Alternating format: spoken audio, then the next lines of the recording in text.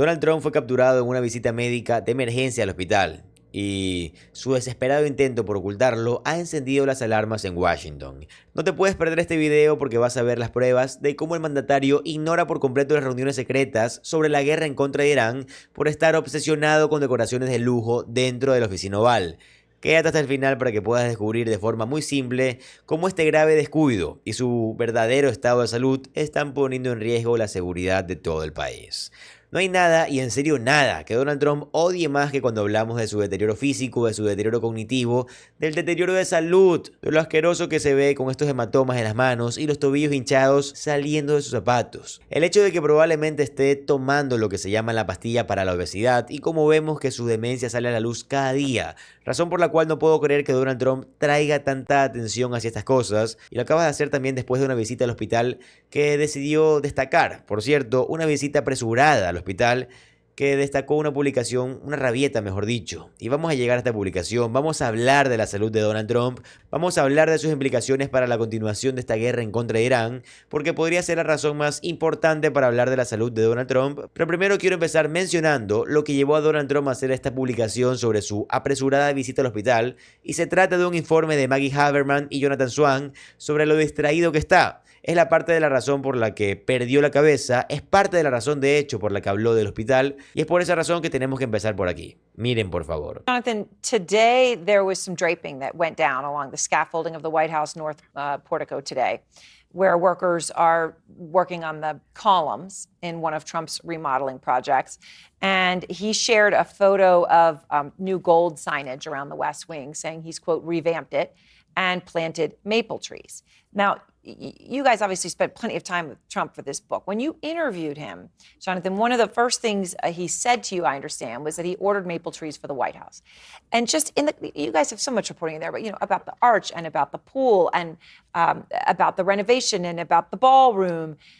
How much time does Trump spend thinking about these things compared to the other things that you do as president of the United States, like, conduct a war or deal with the economy?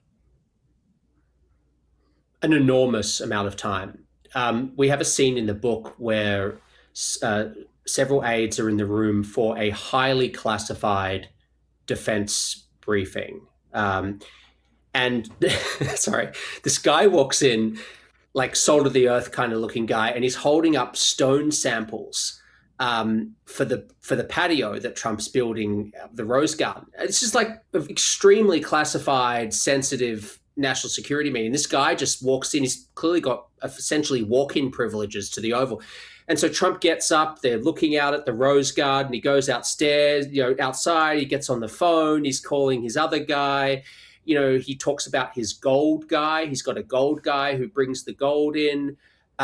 We have a scene in the book where the press secretary, Caroline Levitt, walks into the Oval Office. This is early in the term last year.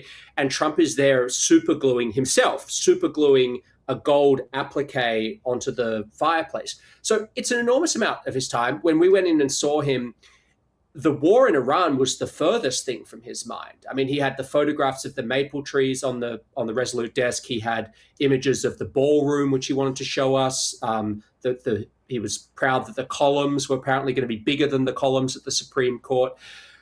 Just to take a step back, he's really just trying to put his imprint on Washington, D.C. in a permanent, durable way. Donald Trump tiene dos conjuntos diferentes de sentimientos que son muy distintos sobre la presidencia. El primero, y esto es muy importante, ha sido ampliamente reportado, es que cree que esto está manteniéndolo con vida. Es algo muy importante de reconocer sobre Donald Trump si queremos entender lo que está en juego al ganar las elecciones de medio término, tomar la Cámara de Representantes y el Senado, y asegurarnos que no estamos esperando que Donald Trump simplemente se vaya, simplemente empaque y se marche, porque esto no va a suceder, ¿verdad? No construyes un búnker con un salón de baile encima, con un hospital dentro, con, raciones de McDonald's, solo para luego decir, está bien, me voy. Está trumpificando a Washington porque quiere que Washington sea suyo y cree que si la estética lo refleja, entonces el país también lo hará. Por eso Donald Trump está tan enfocado en estos tontos proyectos de embellecimiento. También se trata de dejar algún tipo de legado detrás del terrible legado que quedará. Así que esa es la número 1. Donald Trump piensa que la presidencia lo mantiene con vida. Número 2.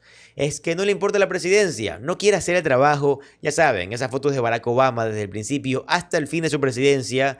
Aclaremos una cosa, sigue siendo un tipo muy bien parecido, pero no puede verse como era hace 8 años en la presidencia, que era muy distinta, porque esto fue 8 años atrás. Donald Trump no se ve tan diferente desde que inició su primer mandato hasta el final, porque no hizo trabajo, no se estresó, a diferencia de Barack Obama, que pasó 8 años trabajando incansablemente, no dormía muchas veces, y aparte de esto se supone, se rumorea que Barack Obama entrenaba igual, qué sé yo, 3, 4 veces a la semana, mientras tenía trabajo tenía demasiado trabajo. Por esa razón Barack Obama envejeció tan rápido. De hecho, si ustedes notan, los mejores presidentes son los presidentes que más han envejecido. ¿Por qué? Porque trabajan tanto que bueno, el cuerpo tiene que cobrar su factura. Pero como les digo, Donald Trump no se ve tan diferente desde el principio de su primer mandato hasta el final porque no hizo su trabajo. No se quedaba despierto toda la noche preocupándose, no estaba pensando en cómo podía ayudar a la gente, a diferencia de Barack Obama, ¿no? Por esa razón marco tanto que esa es una gran diferencia entre Barack Obama y Donald Trump. Una de las muchas diferencias, además del hecho de que ya saben, Barack Obama, de hecho, tuvo una presidencia exitosa, pero no necesitamos entrar en todo eso. Donald Trump no quiere hacer el trabajo porque Donald Trump teme que el trabajo lo mate, pero Donald Trump no quiere dejar la presidencia porque piensa que si lo hace, todo habrá terminado. Por eso esta publicación encajaba perfectamente con todo eso, con un ataque a Maggie Haberman y Jonathan Swan.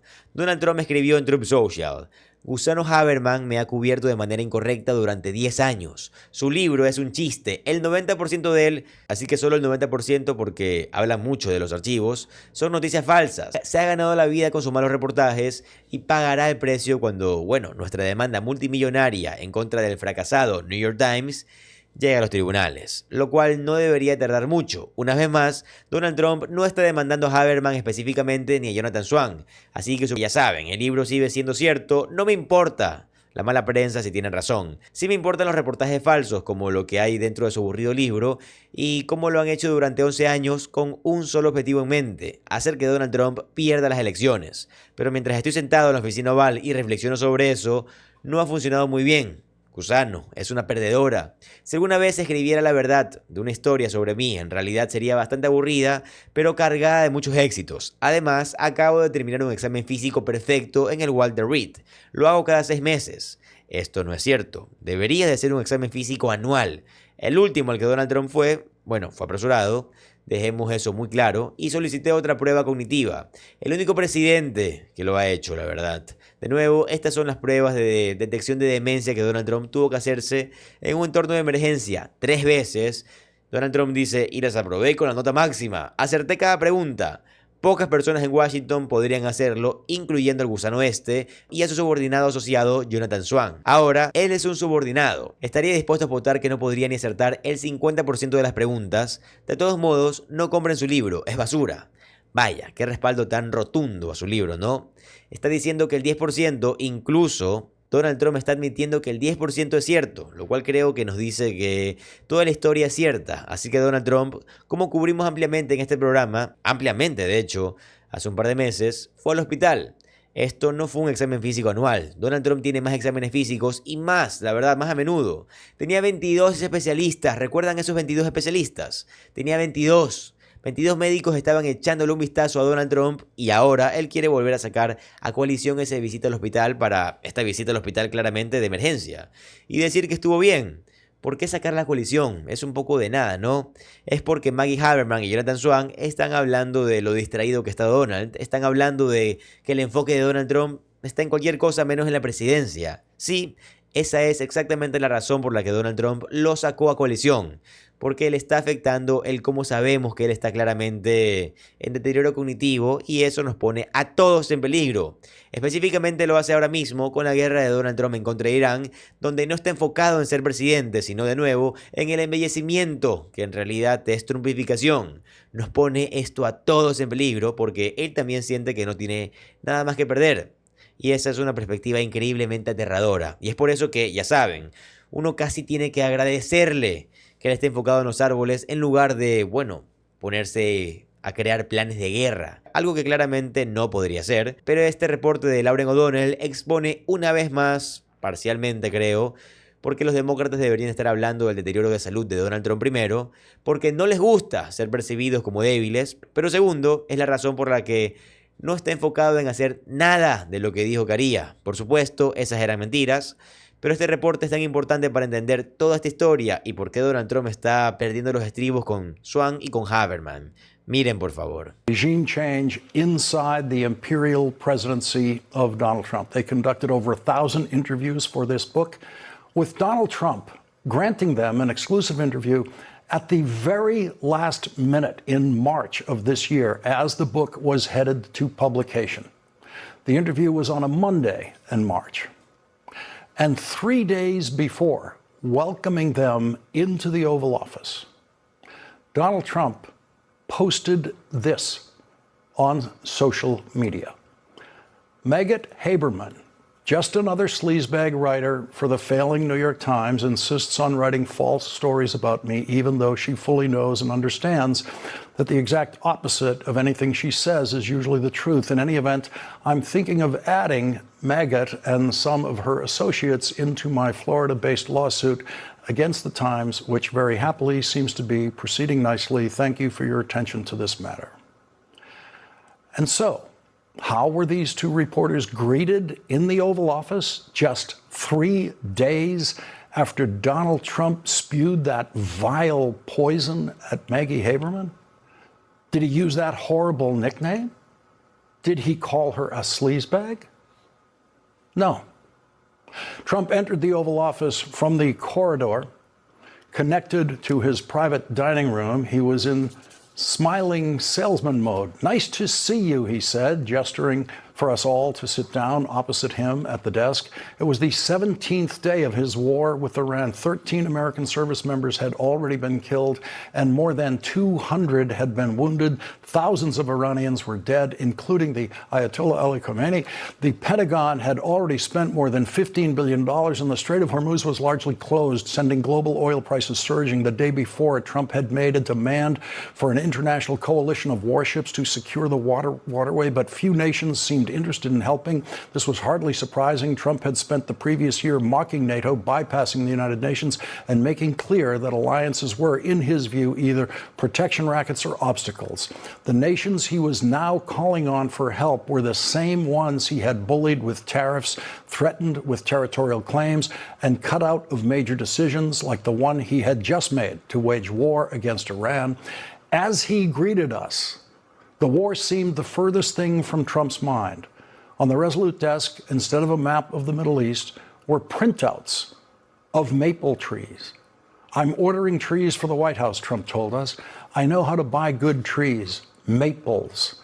Trump held out another printout. The headline screened 339 billion all-time views of Trump TikToks. Can you believe it, the president asked us? Then Trump showed us two final printouts, rendering from different angles of the grand ballroom he was building on the White House grounds. He was in a convivial mood.